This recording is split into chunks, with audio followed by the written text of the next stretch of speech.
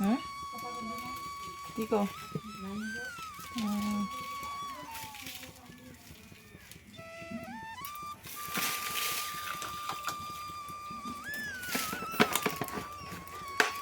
সুপ্রভাত প্রিয় পরিবারের সকল বন্ধুরা। এখানে হচ্ছে সকালবেলা লিকার চা। ঘরের সমস্ত কাজবাজ হয়েছে কমপ্লিট, গ্যাসটার সমস্ত মোছা হয়ে গেছে। এবারে করছি হলো লিকার চা। দিদাদের সকালবেলা ঘুম থেকে উঠেই কিন্তু চার নেশা।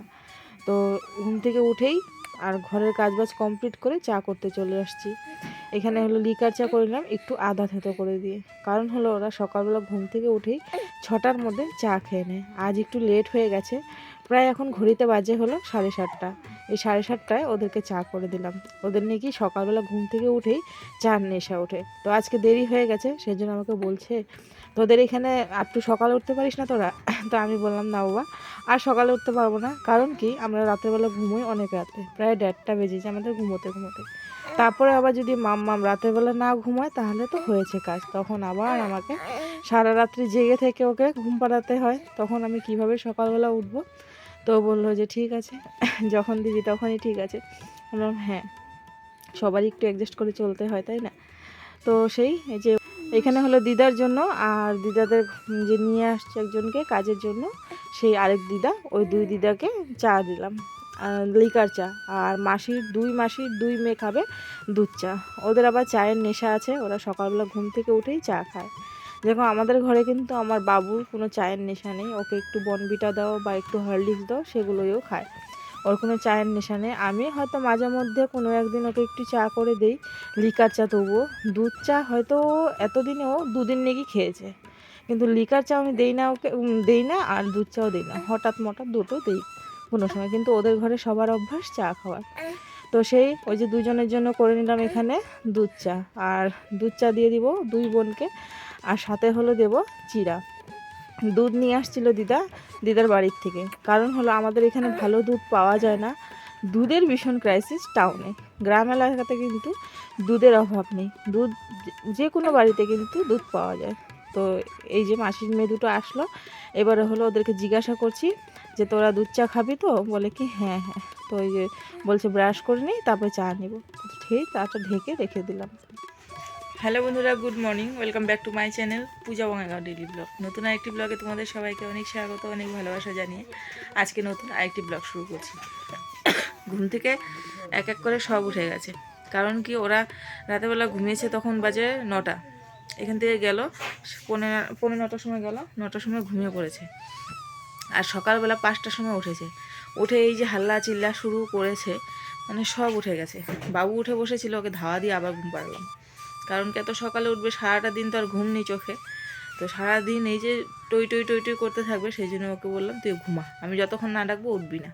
বেশি বেলা হয়নি এখনও, 8টা বাজে, 8টার সময় সব উঠে গেছে। মাম্মাম উঠেছিল, ওকে আবার ঘুম পাড়িয়ে দিয়েছি, ও আবার ঘুমোচ্ছে। আর হলো দিদাদের বাড়িতে কাজ করছে দিদা, আর ওই যে একজনকে নিয়ে আসছে কাজের জন্যই, ওনাকে নিয়ে আসছে, তো ওই দুজনে মিলে কাজ করছে। চা দিয়ে আসলাম দিদাকে, আর হলো ওনাকে, আর মাসির মেয়ে দুটো ব্রাশ করছে। আরবি চিরা দেখে আয় নানি গো। লাল চা করে দিয়ে আসলাম দিদাকে, আর ওদের দু বোনের জন্য করলাম হলো দুধ চা। তো আমরা তো সকালে চা খাই না, খুব কম চা খাই, সকালে চা খাই না আমরা। যদি কোনো দিন ইচ্ছে হয় গলা খসখস করে তাহলে একটু লিকার চা করে খাই, নাহলে খাই না। তো সেই জন্য চা আমার জন্য করিনি, আর আমাদেরকে ওই জন্যই করিনি। কুনালে পাপা উঠে গেছে, যে শুয়ে রয়েছে, কারণ ও উঠে গেলে মাম্মাম উঠে যাবে, আর এত সকালে উঠলে মানে পরের 9:30 10টার মধ্যে ও ঘুমের জন্য ভীষণ ছটপট করবে। তো সেই জন্য হলো ও শুয়ে রয়েছে, পরে উঠবেও। আর আমি হলো এখন ডাল বসাবো, কালকে রাতে বুটের ডাল ভিজিয়ে রেখেছিলাম, সেই ডালটা এখন বসাবো। তো চলো তোমরা আজকে ব্লগটা এখান থেকে আমি শুরু করলাম, তোমরা শেষ পর্যন্ত দেখতে থাকো, আশা করছি সবটা ভালো লাগবে। ব্রাশ করে ঘরে গেছে আর আসার নামই নেই, তো ভাবলাম চাটা ঠান্ডা হচ্ছে, চলো আমি দিয়ে আসি, ওরা না আসলো তো আমি দিয়ে আসি ওদেরকে চা খাওয়ার জন্য।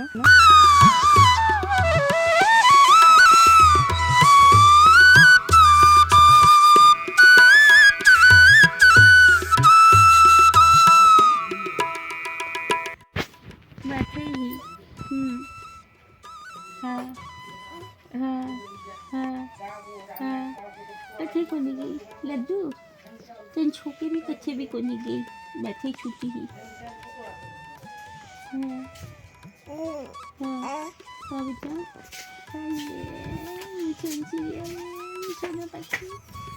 बिछोना पाखी बिछोन ओ बाबा और तो आलसिया लग गई आलसिया लग गई आलसिया लग गई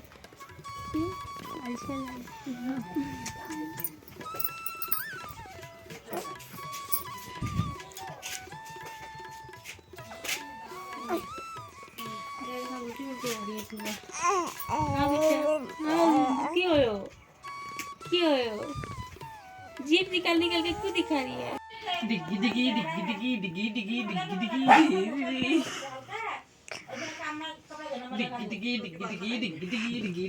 डिग्गी ধরো মাথাটা ওর ঘাড়ের মধ্যে মেয়েকে উঠিয়ে দিয়েছিলাম। মেয়ে ঘাড়ে উঠে মানে এখনও বসাও শিখিনি আর ঘাড়টাও সোজা হয়নি, তো ভালো করে নিতে পারছিল না। পরে আমি নামিয়ে দিলাম ওকে, তারপরে ওকে রুটি করে দিলাম, ও খেয়ে চলে গেল কাজে। এবারে হলো আমি বিছানা তুলে নিচ্ছি। আমাদেরও সকালে আজকে খাওয়া দাওয়া হয়ে গেছে, সকাল সকালে সবার খাওয়া দাওয়া হয়ে গেছে, কিন্তু এখনও স্নান হয়নি, স্নানটা হতে দেরি আছে। তো ভাবলাম যে এক একজন স্নান করবে, তাহলে সকালের খাবারটা খেয়ে নিই। আজ স্নান করতে অনেকটা লেট হয়ে যাবে, কারণ কি সমস্ত কাজের উল্টো উল্টা হয়ে গেছে শিডিউলগুলো। কারণ কি একা হাতে কাজ করলে সেই কাজের কিন্তু একটা লাইন থাকে, আর সেই কাজ যদি অনেক লোকে থাকে না, তখন ওই কাজের কিন্তু কোনো লাইন লেন্থ হয় না। যেরকম আজকে আমার কাজগুলো পুরো একদম উল্টাপাল্টা হয়ে গেছে, সেই জন্য আমার কাজের কোনো লাইন লেন্থ নেই। আর আমি যে একা একা করি, তখন কিন্তু আমার কাজগুলো একদম পুরো টাইমলি হয়ে যায়, সমস্ত কাজ কিন্তু কমপ্লিট হয়ে যায়। আজকে পুরোটাই উল্টাপাল্টা হয়ে গেছে। তো যাই হোক, লোকজন আসলে তো উল্টাপাল্টা হবেই, তাই না? তো চলো এদিকে বিছানাটা গুছিয়াবো, কিন্তু পুরোটুক গোছাবো না, একটু এক সাইড গুছিয়ে মাম্মামকে তেল ঠেল মালিশ করব। কারণ ও ভীষণ কান্না করছে, তো ওকে তেল ঠেল মালিশ করব। আর আজকে হলো মাই মাম্মামের কাপড় চোপড়গুলো ধুয়ে দিবে, তো সেই জন্য নিয়ে গেল কাপড় জামা। বলো তুই এত মানুষের রান্নাবান্না আছে, এগুলো করবি, তাহলে আমি কাপড় জামাগুলো কেচে দিই। ঠিক আছে হবে। তো মা ওই যে কাপড় জামা নিয়ে গেল কাচার জন্য, আর আমি এদিকে সমস্ত বিছানাপত্রগুলো গুছিয়ে ঘর ঠর সমস্ত গোছাবো, কারণ ঘরের ভীষণ অবস্থা খারাপ, তো সেগুলো গোছগাছ করতে হবে, তো এগুলো গোছাবো। তো চলো মশারিটা ভাঁজ করলাম না, মশারিটা টোপলা করে এইভাবেই রেখে দিলাম। আর এইভাবে হলো সমস্ত জামা কাপড়গুলো সব ওই সাইড করে মামামকে নিয়ে আসবো। আজ অনেকটা লেট হয়ে গেছে, ওকে তেল মালিশ করা, খাওয়ানো, ঘুম পাড়ানো, সেই জন্য না ক্যান করছিল। তো ওই যে দিদার কাছে ছিল একটু সময়, তারপরে যে আমি নিয়ে আসলাম। এখন ওকে তেল ঠেল মালিশ করাবো, করিয়ে ঠরিয়ে তারপরে ওকে খাওয়াবো, খেয়ে দিয়ে ঘুম পাড়াবো। তো চলো ওকে তেল ঠেল মালিশ করে দিই।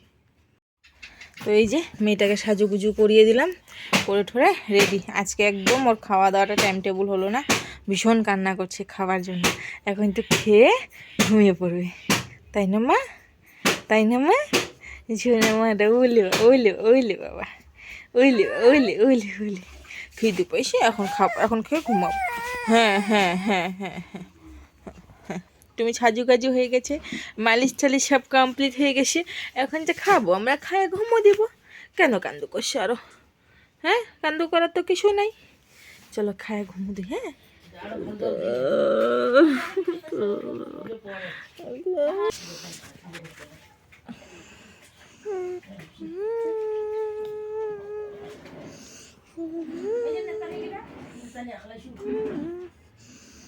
আবার আবার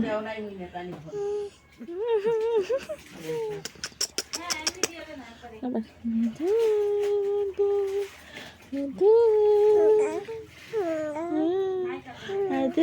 তুমিও বলো আদর আদর, তুমিও বলছো, তুমি বলছো আদর আদর বলছো, তুমিও বলছো।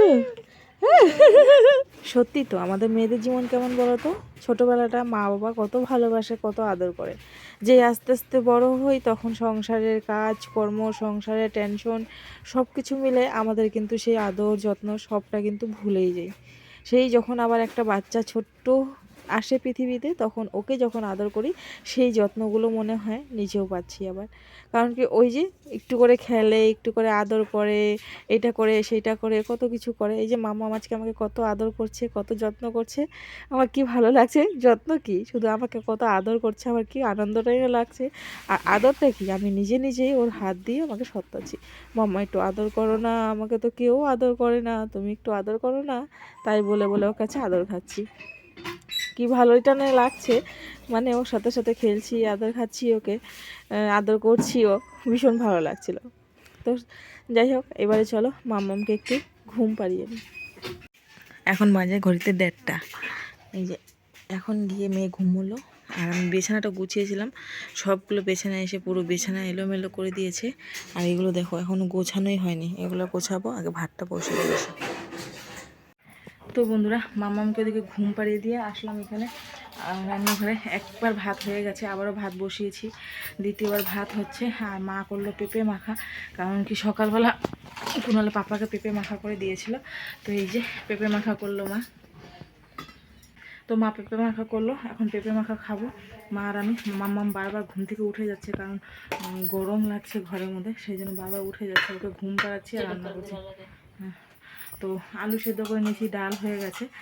আলু আগে তরকারি বসাবো, তরকারি বসিয়ে দিদার জন্য তরকারি নামাবো, তারপরে ডিম অমলেট করে তরকারির মধ্যে দেবো, কারণ দিদা তো এগুলো খায় না। তো সেই জন্য হলো দিদার জন্য নিরামিষ রান্না করে, তারপরে পেঁয়াজ রসুন খায়, কিন্তু সে খায় না, কি বলে ডিম সিম মাছ মাংস এগুলো কিছু খায় না। তো সেই জন্য হলো ওই দিদাকে হলো নিরামিষ তরকারিটা দিব, পেঁয়াজ রসুন দেওয়া নিরামিষ নয়, পেঁয়াজ রসুনটা তরকারিটা দেবো, আর সবার জন্য ডিম অমলেট করে তরকারিটা দেবো। কী রান্না করবো ভেবে পাচ্ছি না। ঝুড়িতে শুধু পেঁপে রয়েছে, একটা কি শশা রয়েছে, আর কিছু নেই। তো ওকে বললাম সবজি আনার জন্য, তো ওই যে দুপুরবেলা নিয়ে আসবে আসার সময় সবজি, তো কালকে ওই সবজিগুলো রান্না বান্না হবে। তো চলো এখন পেঁপেটা খাই, খেয়ে রান্নাটা বসাই। এখানে যে ভাজা হলো একটা, পেঁপে দিয়ে, আলু দিয়ে, গাজর ফুলকপি দিয়ে ভাজা। এখানে রয়েছে এই যে ভাত, এখানে রয়েছে ডাল, এখানে এই যে আলুর জন্য এই মশলা হচ্ছে, ডিমের তরকারি করব। আর এই যে এখানে রয়েছে ভাত, আর এই যে আলু সেদ্ধ, এখন তরকারি করব। করে পটাপট ভাত দেবো, অনেক বেলা হয়ে গেছে, 3:30 মতন বাজে, নাহলে পাপা এসেই গেছে প্রায়, ওই স্নান করতে করতে হয়ে যাবে অবশ্য। চলো রান্না করে নিয়ে আগে। রান্না বান্না কমপ্লিট, এই যে ডিমের ঝোল হয়ে গেছে, অমলেট করে ডিমের ঝোলের তরকারি। তো চলো তরকারি করে এবারে ঝটপট করে সবাইকে এক এক করে খেতে দিয়ে দিই। খেয়ে উঠে শুধু ভিডিওটা এডিট করে পোস্ট করেছি, অতখানেতে দিদা বলছে চা কর, তারপরে আবার এই যে ওদেরকে চা করে দিচ্ছি, এবারে দুধ চা করে নিচ্ছি সবার জন্য। মেয়েকে ঘুম পাড়ালাম আর আমার তেল মালিশ হচ্ছে, এই যে আমার বোন বসে বসে তেল মালিশ করে দিচ্ছি। মা গো, আরে বাবা কি সুখ, চুল পুরো খুলে আগে জ্বর ছাড়ালো, তারপরে বেনি করলো, এবারে তেল দিচ্ছে, বেনি খুলে তেল দিচ্ছে। যখন চুল হাতায় না যা আরাম লাগে, ঘুম পায়, মানে বলার মতো না। ও কিন্তু যেভাবে মারছে না, মাথা ভীষণ ব্যথা হয়ে গেল। এবারে হলো মালিশ চলছে, তেল মালিশ।